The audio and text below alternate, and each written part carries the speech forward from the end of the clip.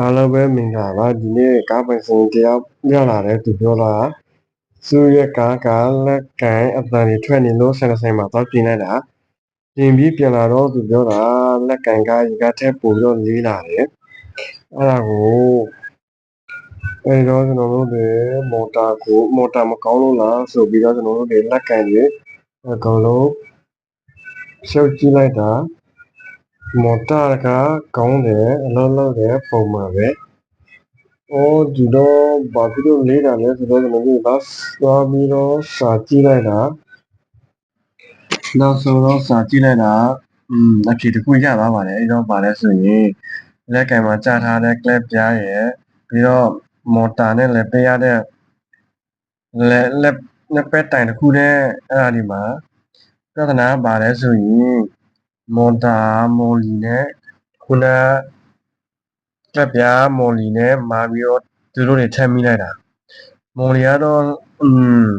စနီးတော့တူပဲဒါပေမဲ့မော်တာမော်လီကနည်းနည်းစီတယ်ပြီးတော့ကလပ်ပြားမော်လီကနည်းနည်းတူတယ်မော်တာမော်လီစီတော့ကလပ်ပြားတဲ့နေရာမှာထပ်မိလိုက်တော့မော်လီကစီတော့မော်လီအစီနှလုံးကိုသူတို့တွေနေရာမာပြီးထပ်မိလိုက်တာကလပ်ပြားကိုသွားထိတာတယ်အဲ့ဒီအတွက်လက်ကန်ကဘယ်လို